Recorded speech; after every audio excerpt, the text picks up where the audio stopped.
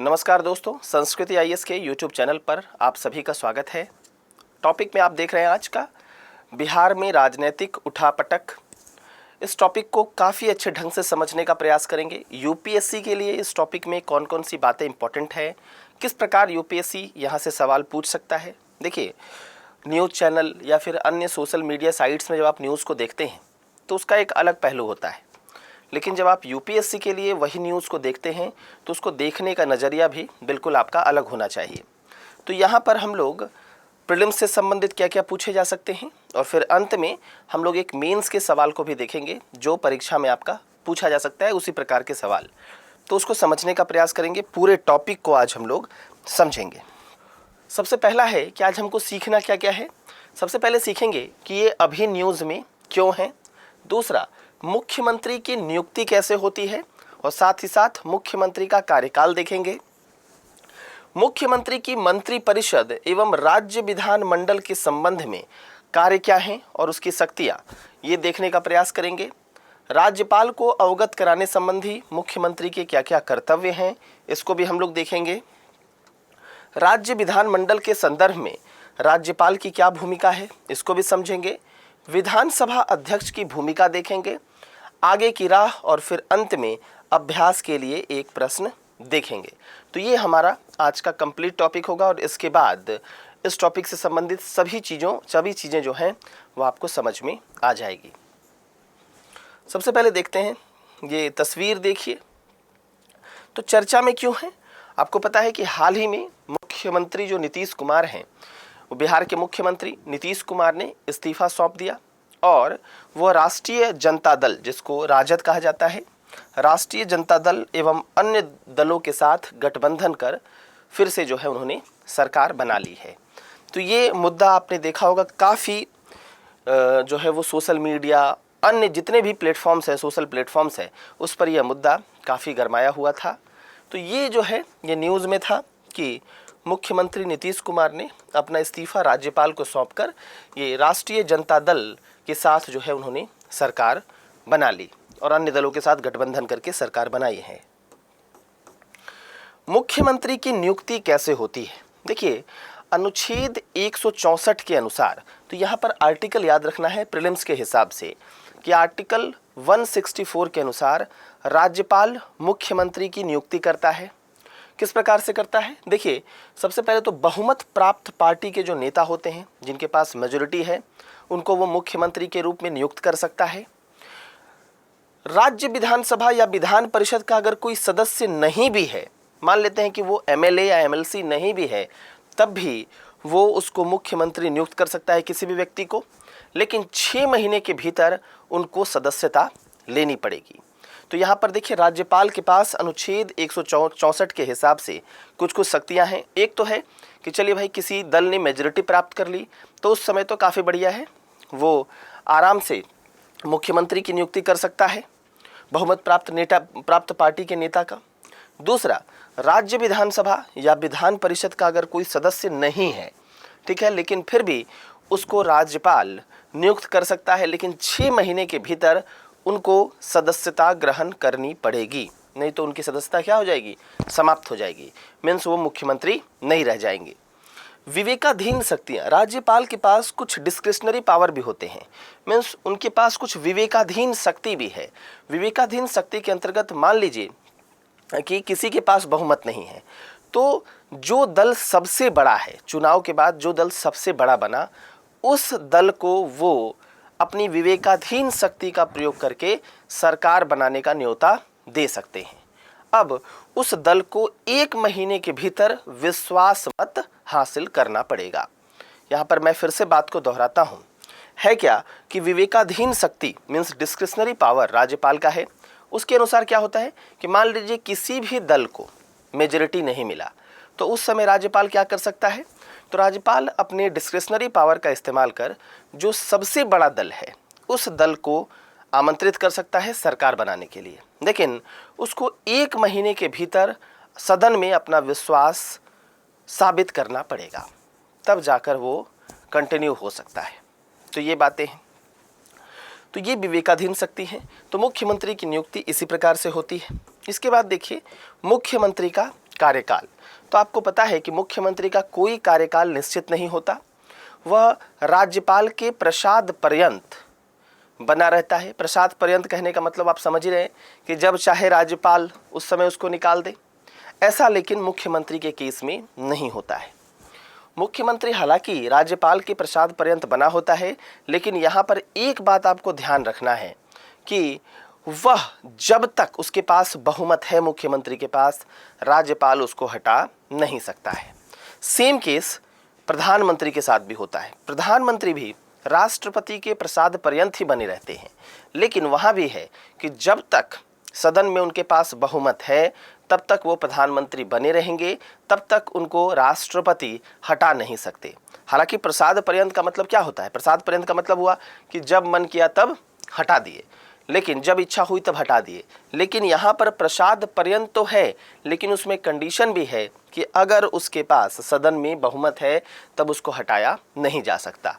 अगर मैं बहरहाल अगर सारांश में इसको बताऊं आपको, तो इसमें कोई कार्यकाल फिक्स नहीं होता। राज्यपाल के प्रसाद पर्यंत मुख्यमंत्री बना रहता है और उस समय तक बना रहता है जब तक उसके पास विश्वास मत हासिल है सदन का। अब थोड़ा सा देखते हैं मुख्यमंत्री की मंत्री परिषद एवं राज्य विधानमंडल के संबंध में कार्य एवं शक्तियों को थोड़ा सा देखने का प्रयास करते हैं। देखिए, मंत्री परिषद के संबंध में थोड़ा सा देखते हैं। सबसे पहला है कि वो राज्यपाल को किसी भी व्यक्ति को मंत्री नियुक्त करने के संदर्भ में सलाह या सिफारिश कर सकता है। तो कोई भी व्यक्ति को, किसी भी व्यक्ति को मंत्री नियुक्त करने के संदर्भ में वह राज्यपाल को सलाह दे सकता है। दूसरा, मंत्री के विभागों का आवंटन एवं उसमें परिवर्तन कर सकता है। यह मुख्यमंत्री के पास शक्ति है कि किसी भी विभाग का आवंटन भी कर सकता है किसी मंत्री को, और उसमें कुछ परिवर्तन भी कर सकता है। आप देखते ही होंगे मंत्रालय ही चेंज हो जाता है, विभाग चेंज हो जाता है। साथ ही साथ मंत्री परिषद की जो बैठक होती है उसकी अध्यक्षता भी वो करता है, तो बैठक की अध्यक्षता भी करता है। किसी मंत्री, कोई भी अगर मतभेद हो गया तो किसी मंत्री को बर्खास्त करने के संदर्भ में वह राज्यपाल को सिफारिश दे सकता है। और विभिन्न मंत्रालयों के बीच समन्वय स्थापित करना। अब ये नहीं कि एक मंत्रालय कुछ अलग बात बोल रहे हैं, दूसरा मंत्रालय कुछ अलग बात बोल रहे हैं, तो विभिन्न मंत्रालयों के बीच समन्वय स्थापित करने का काम मुख्यमंत्री का होता है। साथ ही साथ जैसा आप बिहार में देखते होंगे, क्या देखा आपने कि मान लो मुख्यमंत्री जैसे ही इस्तीफा देते हैं, पूरा मंत्रिपरिषद मान लिया जाता है कि उसने इस्तीफा दे दिया। तो मुख्यमंत्री का इस्तीफा देने का मतलब है कि पूरा मंत्रिपरिषद ने इस्तीफा, पूरे के पूरे मंत्रिपरिषद ने इस्तीफा दे दिया। लेकिन ठीक इसके उलट अगर कोई मंत्री इस्तीफा दे देता है तो वैसा केस नहीं माना जाएगा। मुख्यमंत्री दे देगा तो माना जाएगा कि पूरी सरकार का इस्तीफा आ गया है। ठीक है, तो यही लिखा हुआ है लास्ट में कि बिहार में देखा गया कि जैसे ही नीतीश कुमार जी ने इस्तीफा दे दिया, माना गया कि पूरी मंत्रिपरिषद ने इस्तीफा दे दिया।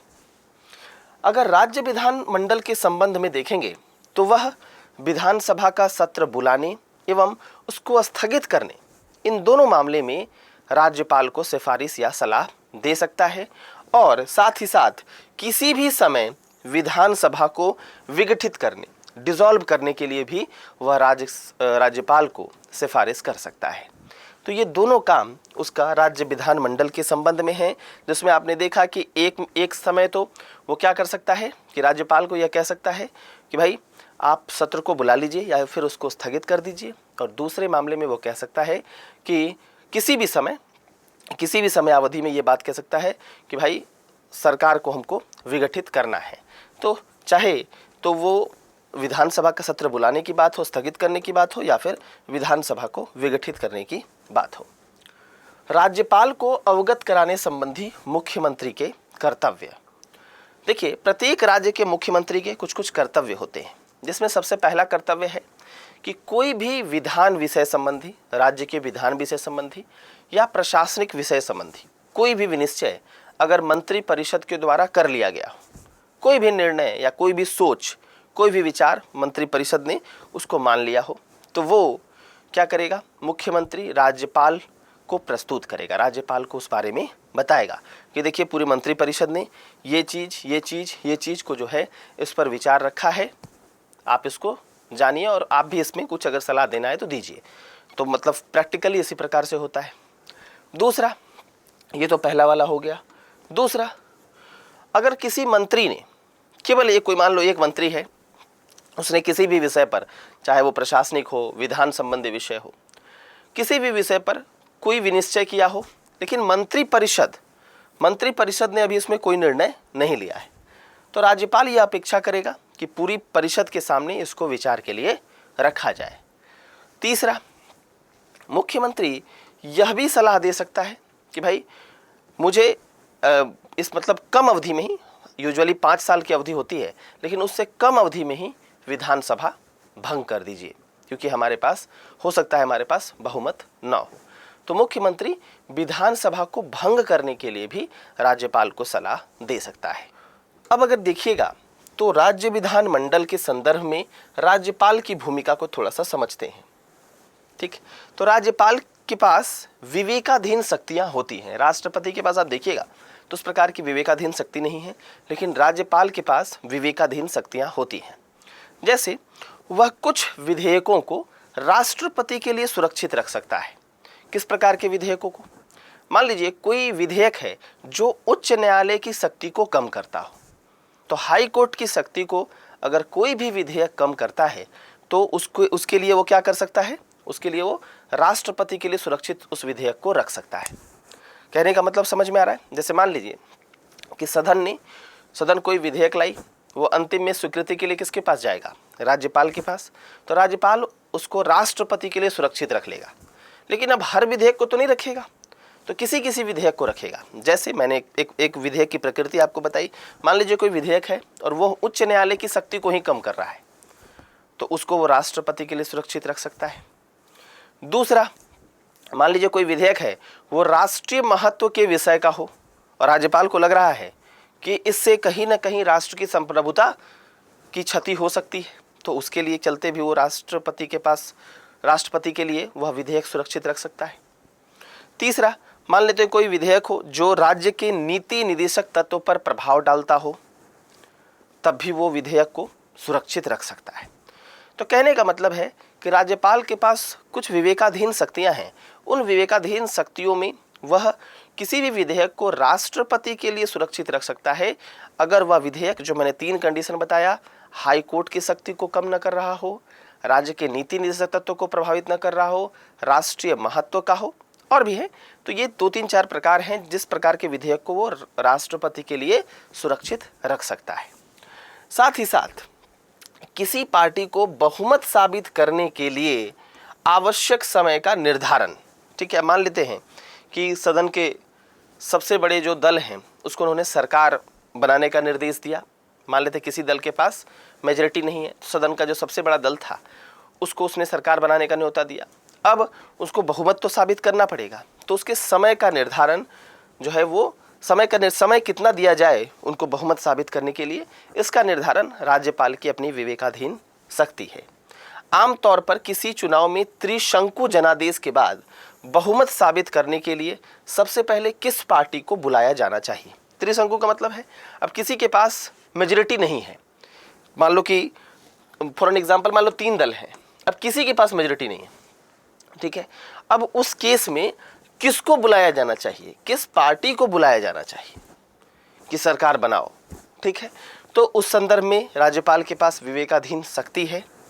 राज्य में राष्ट्रपति शासन की सिफारिश करना कि राष्ट्रपति शासन लागू किया जाए, इसके लिए भी राज्यपाल के पास अपनी विवेकाधीन शक्ति है। अगर मान लेते हैं कि राज्य में संवैधानिक तंत्र विफल हो रहा है, तो वो राज्यपाल जो है वह राष्ट्रपति को सिफारिश इस संदर्भ में कर सकता है। इसके अलावा राज्यपाल राष्ट्रपति की तरह कुछ परिस्थिति जन्य निर्णय ले सकता है। तो ये राष्ट्रपति की जैसे राष्ट्रपति लेता है उसी प्रकार राज्यपाल भी ले सकता है। जैसे मान लीजिए कि कोई मुख्यमंत्री है और कार्यकाल के दौरान ही उनकी क्या हुई, उनकी मान लो मृत्यु हो गई या फिर कोई उत्तराधिकारी नहीं है, तो उस समय मुख्यमंत्री की नियुक्ति के मामले में राज्यपाल कुछ विवेकाधीन शक्तियों का प्रयोग करके निर्णय ले सकता है। एक ये है। सामान्य तौर पर क्या होता है कि सत्तारूढ़ दल के द्वारा ही कोई रिप्लेसमेंट बता दिया जाता है, ठीक है। मान लो अब किसी मुख्यमंत्री की मृत्यु हो गई, तो सत्तारूढ़ दल जो सत्ता में है वही क्या करती है, किसी को दल का नेता चुन लेती है और फिर वो मुख्यमंत्री बन जाता है। लेकिन यहाँ पर है कि कोई मृत्यु हो गई और उसके बाद उसका कोई उत्तराधिकारी नहीं है, उस केस में क्या होगा, उस केस में मुख्यमंत्री की नियुक्ति, किस मुख्यमंत्री की नियुक्ति की जाएगी या फिर किसको मुख्यमंत्री के रूप में नियुक्त किया जाएगा, इस संदर्भ में राज्यपाल निर्णय ले सकता है। दूसरा, मंत्रिपरिषद के अल्पमत में आने पर राज्य विधानसभा को विघटित करने के मामले में, मान लीजिए कि सरकार बनी हुई है, अब सरकार के बाद बनने के बाद क्या हुआ कि मंत्रिपरिषद अल्पमत में आ गई, पहले वो बहुमत में थी, मान लीजिए 2-3 दलों ने मिलकर बनाई थी सरकार, अब 2-3 दलों ने मान लीजिए साथ छोड़ दिया, तो अब क्या हुआ, मंत्रिपरिषद अल्पमत में आ गई, मतलब सरकार अल्पमत में आ गई, विश्वास मत खो चुकी है। उस समय क्या होगा, राज्य विधानसभा को विघटित करने का अधिकार ये राज्यपाल की विवेकाधीन शक्तियों में से एक है और राष्ट्रपति के पास भी परिस्थिति मतलब इस प्रकार की ही शक्ति है और परिस्थिति के अनुरूप वो उस समय निर्णय लेता है। विधानसभा अध्यक्ष की भूमिका, विधानसभा अध्यक्ष की क्या भूमिका है, 10वीं अनुसूची, 10वीं अनुसूची आपने जानते होंगे आप लोग, ये किससे संबंधित है, दल बदल से। ठीक, मान लेते हैं कि मैं किसी पार्टी का सदस्य था और मैंने क्या किया, पार्टी के अनुरूप मतदान नहीं दिया, तो क्या होगा, दल बदल का आरोप मेरे पर लग जाएगा कि भाई मुझे पार्टी के अनुरूप ही मतदान देना चाहिए था और मैंने पार्टी से माफ़ी भी नहीं मांगी और पार्टी ने भी मुझे माफ़ नहीं किया। तो कहने का मतलब क्या है, कहने का मतलब है कि मुझ पर दल बदल लग जाएगा और मैं अयोग्य घोषित हो जाऊंगा।